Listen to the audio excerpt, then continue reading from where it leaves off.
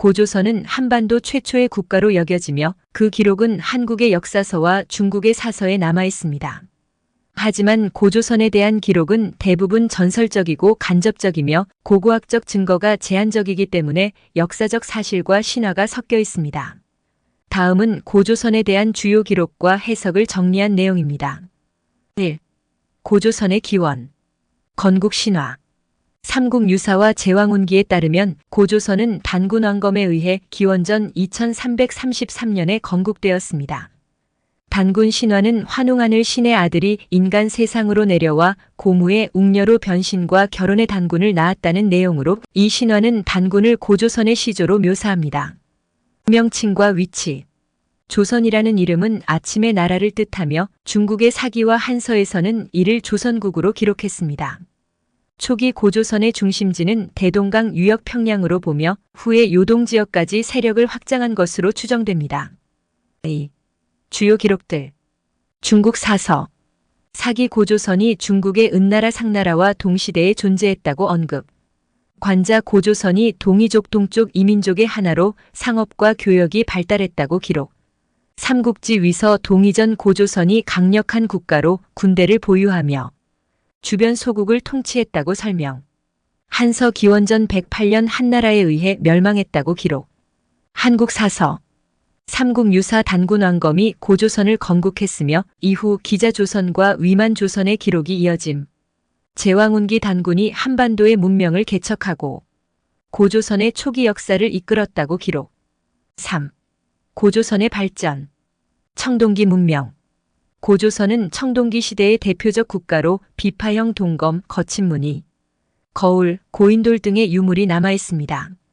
이 시기 고조선은 농업과 군사기술에서 발전을 이루었고 주변 부족을 통합하여 초기 국가의 형태를 갖췄습니다. 법과 제도. 고조선의 법률 중 가장 유명한 것은 팔조법으로 사서에 따르면 다음과 같은 내용을 포함했다고 합니다. 살인자는 사형에 처한다. 상해나 절도 시 보상을 하게 한다. 간음을 엄격히 처벌한다. 현재까지 전해지는 조항은 일부이며 원래는 8조로 구성되었다고 합니다. 4.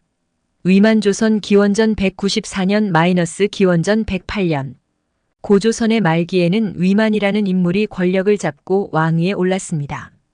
위만은 중국의 연나라 출신으로 고조선으로 망명한 후 세력을 키워 고조선 왕이 되었습니다. 이 시기 고조선은 철기 문화를 적극적으로 받아들였고 군사적 힘을 바탕으로 영토를 확장했습니다. 고조선은 한나라와의 교역과 갈등 속에서 점차 국제적 긴장이 높아졌습니다. 5. 멸망과 한사군 설치. 기원전 108년 한나라의 무제가 고조선을 침략하여 멸망시켰습니다.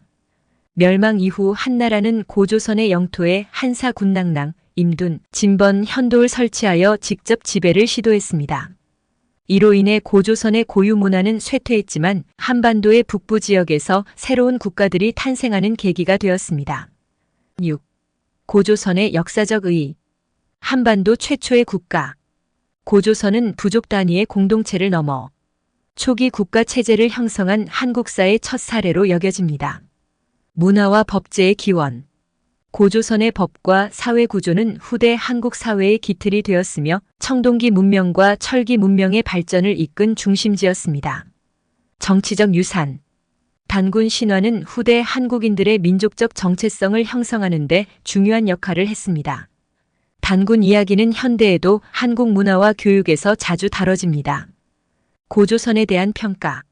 고조선은 실질적인 기록이 부족하고 전설적인 요소가 많아 역사적 사실로 완전히 복원하기 어려운 부분이 많습니다. 그러나 고조선은 한국사의 뿌리로서 고대 국가 형성과 문명 발전에 큰 영향을 미쳤습니다.